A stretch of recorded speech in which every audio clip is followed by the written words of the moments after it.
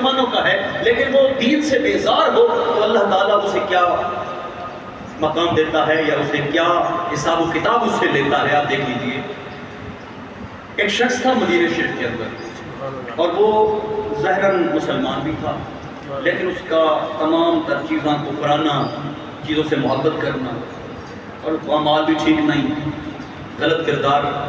رہائشی مدینہ شریف کا تھا, وہیں پلا بڑا, لیکن اس کا عمل کردار میں بہت کمی بیشی تھی, حتیٰ کہ کفار کی چیزوں کو پسند کیا کرتا تھا. موت ہو گئی, فوت ہو گیا. اب جب فوت ہو گیا جنازہ پڑھا گیا اور جنت البقیع میں اسے دفن کیا گیا. جب جنت البقیع میں دفن ہوا تو جو دفن کرنے والے تھے ان میں سے ایک شخص ایسا تھا جس کے جیب میں ایک ایسی رسید تھی, ایسی پرچی تھی جو وہاں اسے یاد آیا کہ جب میں اسے دفن کر رہا تھا تو میرے جیب سے وہ کاغذ گر گیا تھا اور وہ کاغذ انتہائی لازمی تھا, اہم تھا. اس بندے نے کہا کہ مجھے یاد آتا ہے جب میں نے اسے قبر میں اتارا تو وہ پیج مجھ سے وہ جو کاغذ تھا وہ گر چکا ہے اور وہ میرے لیے بہت لازمی ہے, بہت اہم ہے. حکومت وقت سے اجازت لی گئی کہ قبر کھولی جائے, ہمیں پیپر چاہیے, ہمیں اجازت دی جائے. حکومت وقت نے دے دی. جب حکومت وقت نے اجازت دی تو قبر کشائی ہوئی. کیا دیکھتے ہیں کہ جب قبر کھولی گئی اس جگہ کے اوپر اس نوجوان کی باڈی نہیں تھی, لاش نہیں تھی, بلکہ ایک نوجوان گوری یعنی انگریز عورت کی لاش تھی, میت تھی.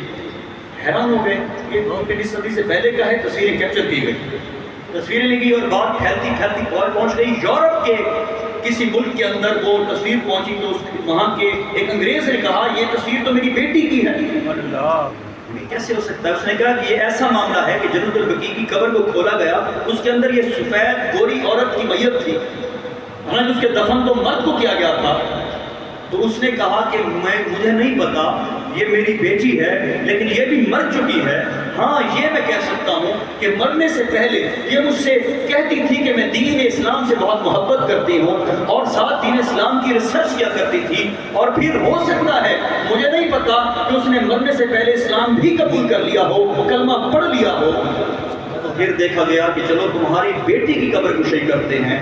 جب قبر اس کی بیٹی کی قبر کشائی کی گئی تو اس قبر کے اندر وہ نوجوان جو کفر کو پسند کیا کرتا تھا اس کی عیسائیوں کے قبرستان میں میت پہنچ چکی تھی, اور جو دین سے محبت کیا کرتی تھی اور آخری وقت میں کلمہ بھی پڑھ چکی تھی, اللہ تعالیٰ نے اس کو اس کے جسد کو اٹھا کر جنت البقیع میں دفن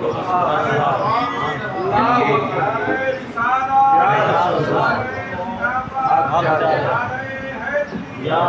یہ ایسے راز ہیں جو مالک, جو خالق ایک چھوٹے سے ٹکڑے کو جنت کے باغوں میں سے باغ بنا سکتا ہے نا, تو میت کو دوسری میت سے بدل بھی سکتا ہے.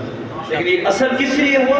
اس لیے کہ ایک مسلمان ہو کر دین اسلام کے احکامات سے بیزار تھا, احکام خداوندی سے بیزار تھا, لیکن جنازہ بھی پڑھا گیا, لیکن اس سے قبرستان میسر کون سا آیا؟ عیسائیوں کا, یورپ میں, اور دفن جنت البقیع میں کیا. اور ایک ایسی عورت جو دین اسلام سے محبت کرتی تھی اور کلمہ پڑھ کر فوت ہو گئی, اللہ کو اس کی وہ ادا پسند ہو گئی کہ دفن تو وہ عیسائیوں کے قبرستان میں ہوئی لیکن جسد پاکی کا جنت البقیع میں موجود.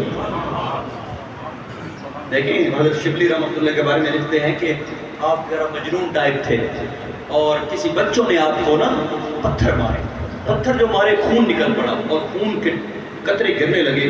ایک شخص بیٹھا تھا, اس نے بچوں کو ذرا بھگایا ڈرایا اور ایک پٹی لے کر پہنچا کہ میں پٹی کر دیتا ہوں, جو مجنون ہے بیچارہ. جب قریب پہنچتا ہے, وہ خود راوی ہے, وہ کہتا ہے میں حیران رہ گیا کہ شبلی رحمۃ اللہ کے ہر قطرے کے بدلے جہاں پر قطرہ قطرہ گرتا وہاں پہ لفظ اللہ لکھا جاتا. یعنی آپ کے ریش و رگ کے اندر اتنی محبت الہی تھی, اللہ سے اتنی محبت تھی کہ آپ کے ہر قطرے سے لفظ اللہ پیدا ہو رہا. حضرات سوچ کیجئے کہ جو لوگ اللہ کے ہو جاتے ہیں اللہ اس کا ہو جاتا ہے. پھر اس کے جانے کے بعد بھی وہ بوٹے جو حضرت الحاج حافظ کریم بخش رحمۃ اللہ نے جو پودے لگائے ہیں اور جو اجر اللہ تعالیٰ قبر انور کے اندر ان کو عطا فرمائے گا, کیوں انہوں نے لگائے ہیں؟ کہ اللہ سے محبت, رسول اللہ سے محبت, اور یہ وفا کا تقاضا یہی ہے کہ ایسا کام کر جاؤ کہ جس سے بعد میں نفع ہو، فائدہ ہو، تو اس سے بڑا فائدہ کیا ہوگا کہ آپ نے پوری زندگی، اور زندگی کا بہت بڑا عرصہ یعنی 70 ایئرز، 70 سال آپ نے اللہ کا قرآن پڑھایا ہے۔ یہ اس سے بڑی محبت اللہ سے اور کیا ہوگی کہ اللہ تعالیٰ کے دین کو پھیلانے کے لیے، رسول اللہ کے دین کو پھیلانے کے لیے آپ نے اپنی زندگی کے 70 ایئرز، 70 سال اللہ کا قرآن پڑھایا ہے۔ اس سے بڑی محبت نہیں ہو سکتی۔ آپ دیکھیے کہ آج کا تقاضا ہے کہ ہم بھول جاتے ہیں کہ یار ٹائم ضائع ہو رہا ہے۔ دیکھیں حضرت جرجانی رحمۃ اللہ تعالیٰ علیہ، میں پڑھ رہا تھا کہ آپ ستو پی رہے تھے۔ یہ تربیت کے لیے باتیں ہیں، وہ باتیں جو ہمارے زمانے میں نہیں ہیں، ہم بھی نہیں فالو کرتے، لیکن یہ ہمارے بزرگوں نے ایسے نام نہیں کمایا۔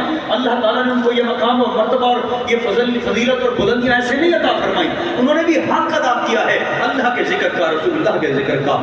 حضرت جرجانی رحمۃ اللہ ستو پی رہے تھے، کسی نے کہا حضور ستو پینے کی بجائے آپ آٹا گوندھ لیتے، روٹی کھا لیتے۔ آپ نے فرمایا آٹا بھی گوندا ہے اور روٹی بھی کھا چکا ہوں، اب میں نے ستو بھی پیا ہے۔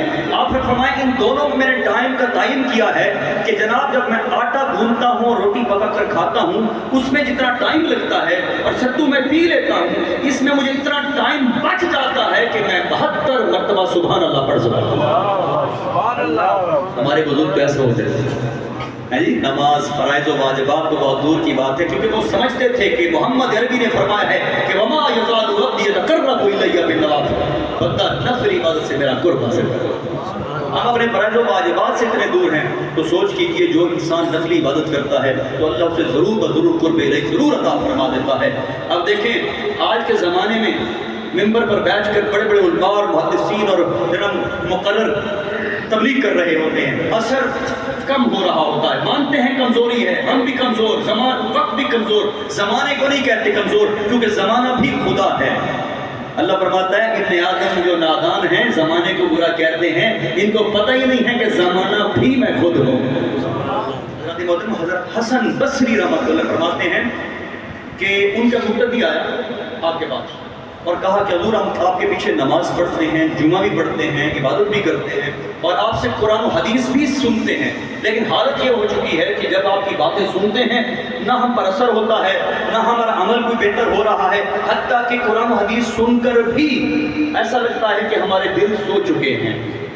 حضرت حسن بصری رحمۃ اللہ فرمایا، آپ نے فرمایا یہ بتاؤ کہ یہ بھی ہو سکتا ہے کہ کوئی سو رہا ہو، کوئی انسان سو رہا ہو اور اسے جھنجھوڑا جائے اور جھنجھوڑنے کے بعد اسے ہوش نہ، اس کا مطلب یہ ہے کہ جب کوئی سو رہا ہو اسے جھنجھوڑا جائے تو وہ ہوش میں آ جاتا ہے، لیکن اگر قرآن و حدیث تمہیں سنانے کے باوجود بھی تم کہتے ہو کہ تمہیں ہوش نہیں آ رہا، تمہارے دل سو رہے ہیں، تو پھر تم ایسا نہ کہو کہ قرآن و حدیث بھی تمہیں بتائی جائے اور تم اس پر عمل پیرا بھی نہ ہو سکو، تو پھر یاد رکھنا تم یہ نہ کہو کہ تمہارا دل سو رہا ہے، بلکہ تم یہ کہو تمہارا دل مردہ ہو چکا ہے۔ دل مردہ ہو چکا۔ اللہ تعالیٰ نے قرآن مجید فرقان حمید میں ایسے کہ فرمایا ہماری زندگی ایک امتحان ہے، الذی خلق الموت والحیات لیبلوکم ایکم احسن عملا۔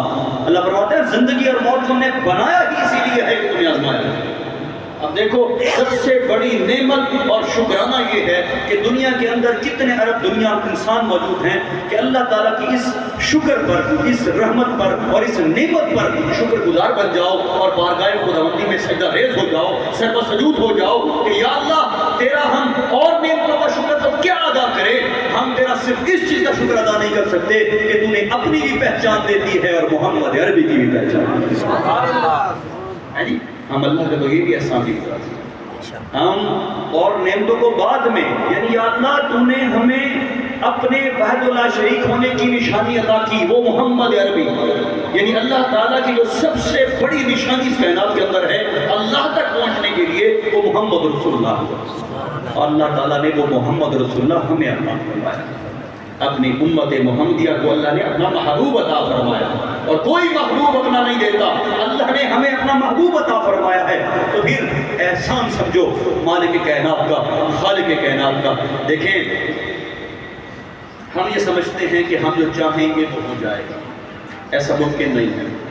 کہا نا ابن آدم ایک تیری چاہت ہے ایک میری چاہت ہے مگر ہوگا وہی جو میری چاہت ہے. اگر تو نے سپورٹ کر دیا اس کے جو میری چاہت ہے تو میں تجھ کو عطا کر دوں گا وہ بھی جو تیری چاہت ہے. اگر تو نے نافرمانی کی اس کی جو میری چاہت ہے تو پھر میں تجھ کو تکا دوں گا اس میں جو تیری چاہت ہے. اور ابن آدم ہوگا وہی جو میری چاہت ہے. یہ وہ باتیں ہیں کہ اللہ فرماتے ہیں قرآن کا ترجمہ ہے. سمجھو اللہ فرماتا ہے کہ ایک رستہ ہے رب رحمان کا ایک رستہ ہے شیطان کا اور قیامت تک ہم نے اسے چھوٹ دے دی ہے. اب جو ہمارا ہے وہ ہمارا ہے جو شیطان کا ہے وہ شیطان کا ہے. اب قرآن میں شیطان نے کہا ہے اللہ کی بارگاہ میں یا اللہ میں تیرے بندوں کو بگاڑوں گا. اللہ نے فرمایا شیطان قیامت تک تجھے چھوٹ ہے تو بگاڑ لیکن یاد رکھ لینا جو ہمارا ہے وہ تمہارا نہیں ہے. یہ وہ کون لوگ ہیں جو قرآن پڑھتے بھی ہیں اور قرآن پڑھاتے ہیں. اس لیے ہمیشہ یاد رکھیے کہ اللہ تعالیٰ نے یہ زندگی جب عطا فرمائی ہے اور ہر کسی کو اپنی اپنی ذمہ داری عطا فرمائی ہے. کوئی قرآن پڑھانے والا ہے کوئی ٹیچر ہے کوئی کسان ہے کوئی ریڑھی بان ہے کوئی دکاندار ہے. یاد رکھیے کہ ہر کسی پر کوئی نہ کوئی اپنی اپنی ڈیوٹی رب تعالیٰ نے اپنے محور کے اندر رکھی ہوتی ہیں اور وہ سب سے بڑی ڈیوٹی یہی ہے کہ آپ اپنے رب کو یاد کیجئے رسول اللہ کی ذات کو یاد کیجئے. آخری بات کرتا چلو کہ جانا ہے دل تو چاہ رہا ہے کہ گفتگو کچھ آدھا پونا گھنٹہ پہلے ہو جائے لیکن مجبوراً سوا شریف پر کچھ مہمان آ رہے ہیں تو وہاں پہنچنا لازمی ہے. بس ایک بات آخری ذہن میں بٹھا لیجیے